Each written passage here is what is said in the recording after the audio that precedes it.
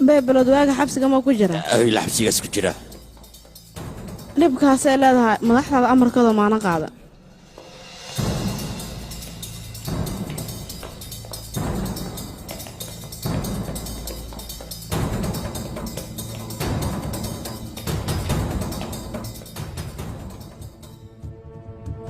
walaal ertugrol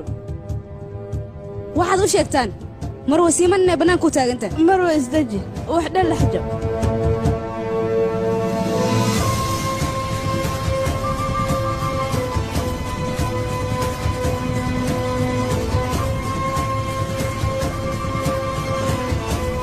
walaasheeda waa la afduubtay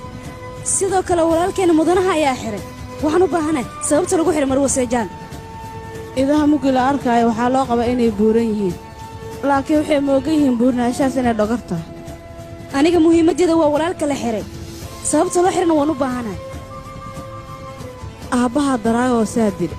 geemowna nala ciyaarow haaya eertulna wuxuu ka cabsaha igaarkaas inuu dabinkaas ku dhaca saa darteed uu xir daraagos ciyaarow wada waa la gartay balse ertugrol sababta uu walaalkii u xiray ayaan u baahana hadduuse walaalkii xiri lahayn waxaanuba qasriga inuu dhulka dhigi laha walaashiisa soo badbaadsan laha balse hadduu xiro waxay ka dhigan tahay inuu ka cabsanayo ninka lagu magacaabo daraagos hoggaamiya ertugrol iyo ciidamadiisaba waxaan kuu sheegaa sida haadiyoo kale inay yihiin mahay halmuu ku habsadaanaan ku yidhi cid soo habaysame mahan khiyaano culusaa ka socoto waxaad fahmi kartana malan waxaa loo baahan yaha masax mugle in lagu fikiro mugaasaa laga guulaysan karaa haddana dad midaysanaan ahay imaatinkiinana ama ka dhan holocoo nagu shidi dan waxay ku jirtaa arrintan inay socoto inaad dib u noqoto teendhadadaad dib ugu laabato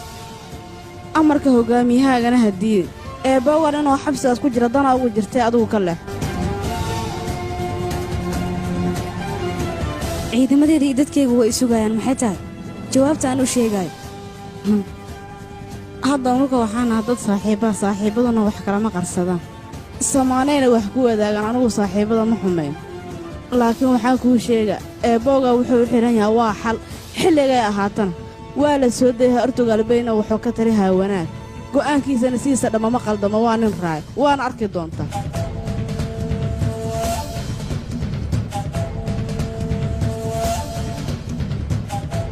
wax walba si wanaagsan inay ku dhammaadaan ayaan rajaynaa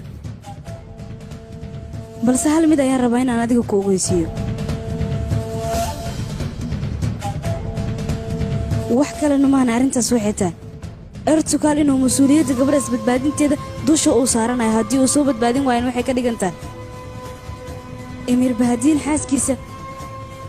inuu soo badbaadin waayan weliba nafsaddeeda halis oo geliyey wakhtigaasna labadoodaa xisaabtamaayo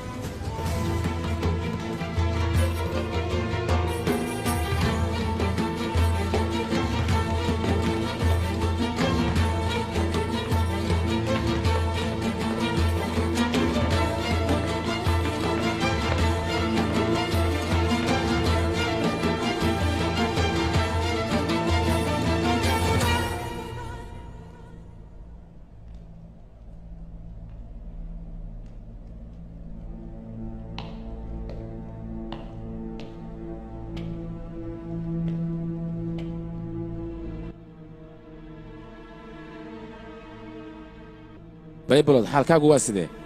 mudana artul walaashay ma ii waddaa iyo ninkii burcadka ee afdubta madaxiisa ii sheeg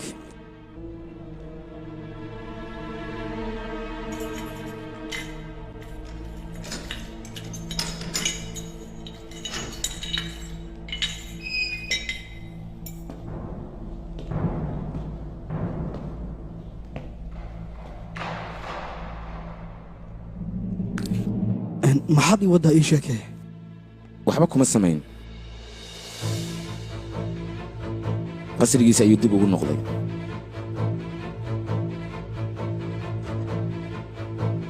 waxaad igu tiri ninkaas anigaa la hadlaayo anigana xabsiga ayaad igu xirtay walaasheen iima aada soo badbaadin maxaad halkan iigu imaanaysaa ii sheeg marka